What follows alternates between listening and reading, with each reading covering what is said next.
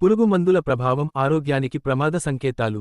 పంటలకు వాడే పురుగు మందుల్లో ఉన్న రసాయనాలు బయోమాగ్నిఫికేషన్ అనే ప్రక్రియ ద్వారా పంటల గింజలు, ఆకులు, కాయల నుంచి నేరుగా మన శరీరంలోకి చేరుతున్నాయని నిపుణులు హెచ్చరిస్తున్నారు.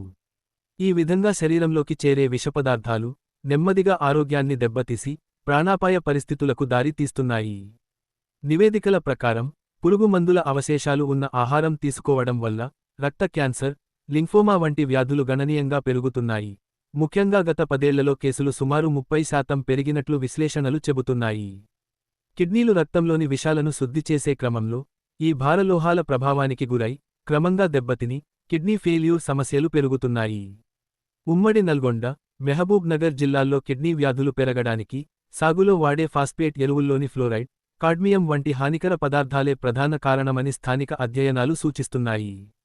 ఈ రసాయనాలు కేవలం శారీరక ఆరోగ్యానికే కాకుండా నాడీ వ్యవస్థపై కూడా తీవ్ర ప్రభావం చూపుతున్నాయి. మెదడులోని నరాలను దెబ్బతీసి పార్కిన్సన్స్, అల్జీమర్స్ వంటి వ్యాధులకు కారణమవుతున్నాయి.